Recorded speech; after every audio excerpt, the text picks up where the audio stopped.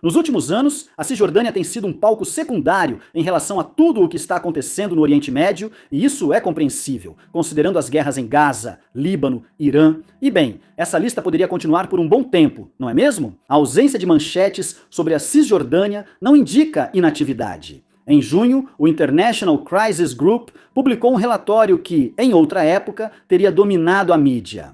O relatório Chokehold traz conclusões sombrias. A autoridade palestina, que governa a Cisjordânia, parece à beira do colapso. Neste momento, não se sabe se o colapso é iminente ou pode demorar anos, mas uma crise está claramente surgindo na Cisjordânia, com possíveis grandes impactos para Israel, Palestina e todo o Oriente Médio. Já ficou claro que os alertas sobre a economia palestina não são novos. Eles aparecem tanto em relatórios de pesquisa, discussões da ONU e diálogos internacionais que a maioria do Oriente Médio os ignora. O novo relatório do International Crisis Group documentou algo diferente. O relatório, feito com 100 entrevistas na Cisjordânia e Israel em quase um ano, revela desenvolvimentos e estatísticas chocantes. Os números principais incluem que o PIB deles contraiu mais de 20% desde outubro de 2023. O desemprego supera 30% e a pobreza de curto prazo mais que dobrou no período, uma tendência alarmante em qualquer lugar. O pior é a conclusão sobre o órgão governante da Cisjordânia, descrito no relatório como quase insolvente. Esse órgão, chamado Autoridade Palestina, foi criado em 1994 como um governo interino temporário após os acordos de Oslo entre Israel, Palestina e os Estados Unidos. Se tudo tivesse saído como planejado, tudo teria acabado em 5 anos, enquanto as discussões de paz continuavam. Mas, chegando em 2026, ainda continua. Praticamente, a única coisa em que todos os lados concordam é que a Autoridade Palestina nunca foi um modelo de governança estável ou eficaz. O presidente Mahmoud Abbas atualmente tem 90 anos e está no 21º ano do que deveria ser um mandato de 4 anos. A corrupção está tão presente que essa Autoridade Palestina tem poucos aliados entre palestinos e israelenses. Mesmo assim, a Autoridade Palestina é fundamental para a governança e estabilidade da Cisjordânia. Por décadas, a Cisjordânia foi mais pacífica que a volátil faixa de Gaza, separada geograficamente e sob controle do rival Hamas há 20 anos. É isso que torna essa atual pressão econômica ainda mais preocupante. Diferente de países totalmente soberanos, a Autoridade Palestina não controla sua própria renda.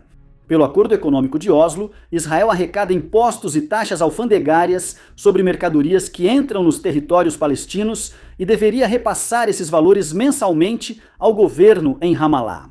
Dado que a economia local não cresce, esse valor é significativo. As transferências somam cerca de 2/3 do orçamento da Autoridade Palestina. Durante anos, esses repasses aconteciam com pequenas deduções feitas por Israel aqui e ali, para sinalizar oposição a várias políticas vindas de Ramallah. Isso mudou em maio passado, quando o ministro das Finanças de Israel, Bezalel Smotrich, suspendeu totalmente as transferências e até agora não enviou nenhum shekel. Isso é ainda mais agravado pelo fato de que a economia da Cisjordânia é inerentemente estruturada em torno do shekel. E seus bancos só podem funcionar se Jerusalém continuar assinando uma autorização permitindo que os bancos palestinos façam negócios com os bancos israelenses. Essa autorização está sob pressão, pois Smotrich a usa repetidamente como moeda de troca para suas ambições no governo israelense. Em 2024, ele prorrogou por 4 meses após o gabinete concordar em legalizar vários assentamentos na Cisjordânia pelos quais lutava. Após ser sancionado por 5 países no verão passado, ele cancelou totalmente a autorização, decisão revertida apenas após a intervenção dos Estados Unidos para evitar o colapso em Ramallah. Durante a gravação, as renovações ocorriam a cada 2 semanas, mostrando à comunidade internacional que podem sancioná-lo e condená-lo exaustivamente, mas ele ainda mantém o controle. Tudo isso nos leva a uma questão mais fundamental no centro dessa situação. Por que Israel, ou pelo menos ministros específicos do gabinete em Israel, estariam defendendo políticas que arriscariam o caos bem na sua fronteira? Estratégia. Se você se pergunta por que o governo israelense adota políticas que parecem gerar mais turbulência na fronteira, não podemos te culpar. E você não está sozinho. Isso também é motivo de disputa na política israelense. A agência de inteligência interna do país, o Shin Bet, teria alertado os líderes do país em várias ocasiões de que o colapso da autoridade palestina levaria ao caos. Novamente, isso seria caos na metade da Palestina, que é conhecida por ser comparativamente estável. Diferente de Gaza, distante da maioria das cidades israelenses, exceto Ashdod, a Cisjordânia fica ao lado de Jerusalém. A questão de por que qualquer político israelense daria boas-vindas, ou até mesmo arriscaria que tal caos acontecesse, exige uma análise das facções políticas do país. O primeiro grupo reúne os falcões tradicionais, que rejeitam a autoridade palestina e defendem a expansão do controle israelense sobre grande parte ou toda a Cisjordânia, incluindo Netanyahu. Durante sua carreira, ele tentou deslegitimar a autoridade palestina, mas essas ações se voltaram contra ele. Lá em 2018, ele teve um papel fundamental não apenas permitindo, mas ativamente incentivando a entrega de dinheiro do Catar ao Hamas em Gaza. Pagamentos continuaram por anos e foram controversos desde o início. Ele justificou esses pagamentos como forma de evitar catástrofe humanitária, mas aliados disseram que sua real estratégia era manter o Hamas de pé em Gaza e enfraquecer a autoridade palestina na Cisjordânia. Sob essa ótica, nenhum Estado palestino poderia ser levado a sério. Não existia um representante central para eles e era impossível o Hamas aceitar qualquer acordo internacionalmente aceitável com o governo israelense. Ainda assim, Netanyahu não busca um colapso total. Ele não apoia que Smotrich corte todo o financiamento e, no ano passado, o primeiro-ministro chegou a cogitar levar ao gabinete um plano para tirar parte dos poderes dele sobre a Cisjordânia, devido à postura rígida do ministro das Finanças. O plano foi engavetado após Smotrich ameaçar renunciar, o que derrubaria a maioria do governo. Fica claro que há divergências entre eles.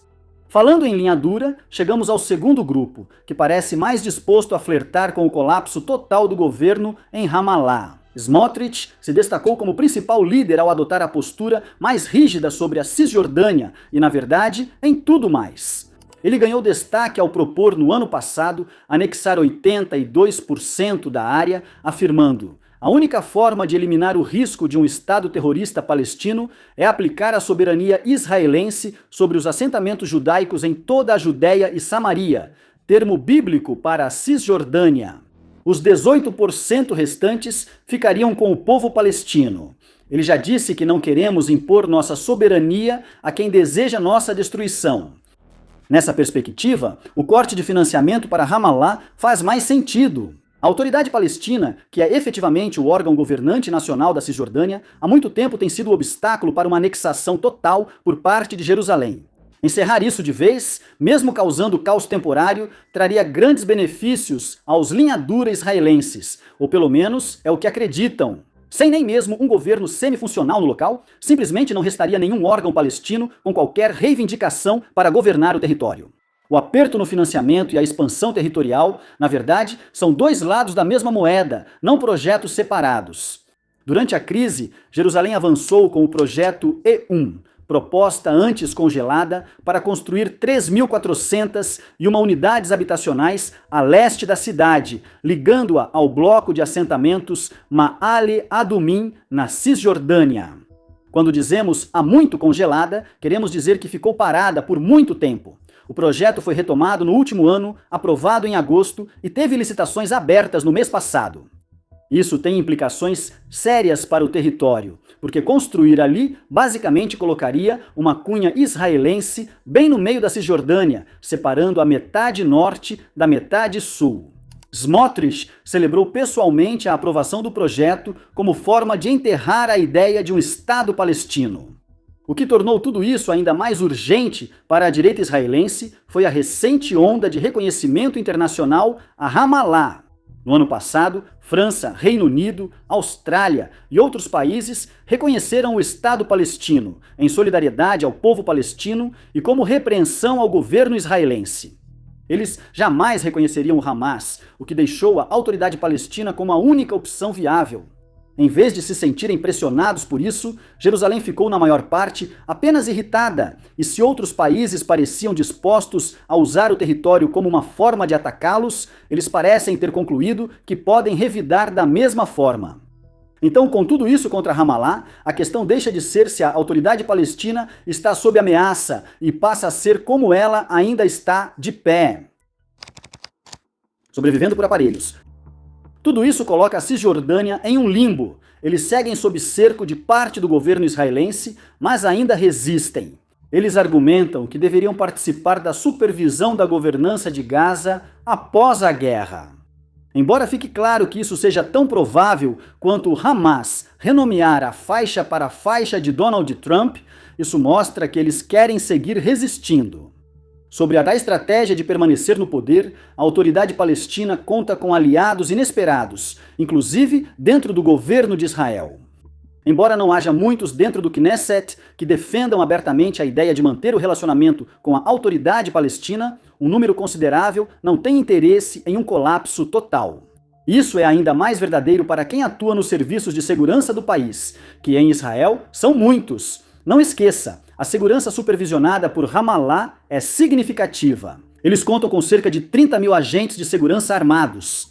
Isso permite que Israel evite estar em todas as cidades da Cisjordânia, e eles inclusive trabalham, em certa medida, com as forças de inteligência israelenses. Também acontece o contrário. Esses 30 mil são pagos por Ramallah. Se esse financiamento acabar, esse mini-exército estará bem ao leste de Israel. Você não precisa procurar muito no Oriente Médio para ver o que acontece quando um grande número de homens armados de repente perde a renda que lhes havia sido garantida. O problema vem surgindo há vários anos e só está piorando.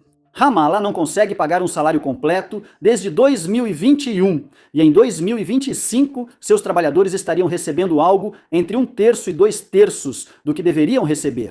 Isso é, antes de tudo, um problema para as forças de segurança, mas também impacta a economia como um todo. A AP é o maior empregador da Cisjordânia e seus gastos são responsáveis por cerca de 1/4 do PIB.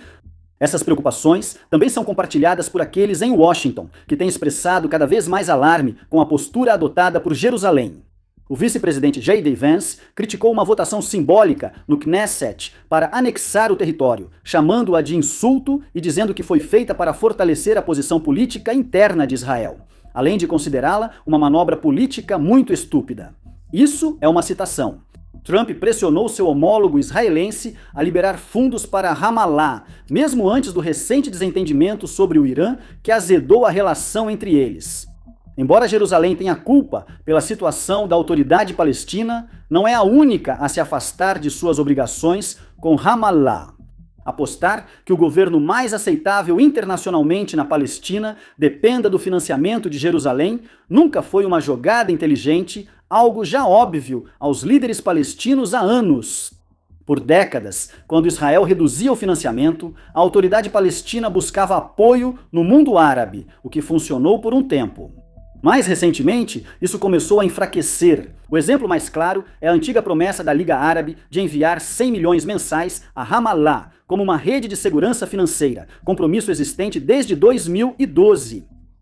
Até hoje, isso nunca foi totalmente cumprido, e o apoio internacional mais amplo caiu para 358 milhões de dólares em 2025. A questão, novamente, destaca a reputação de corrupção da autoridade palestina. A União Europeia constatou o desaparecimento de quase 2 bilhões de euros em financiamento.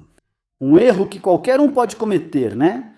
Eu perco 2 bilhões de euros sempre. Esses acidentes realmente acabaram com projetos como o Palácio Presidencial de Luxo, de 17 milhões e meio de dólares, que gerou tanta reação negativa que Abbas acabou tendo que transformá-lo em uma biblioteca pública. Há também a política de pagar para matar, com a autoridade palestina enviando estipêndios a famílias de palestinos mortos ou presos por ataques a israelenses, inclusive civis.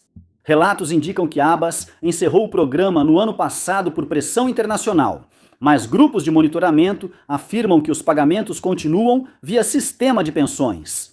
Isso não dá confiança aos doadores, mesmo os mais caridosos, de que seus fundos não serão usados para comprar outro carro de luxo para alguém próximo de Abbas.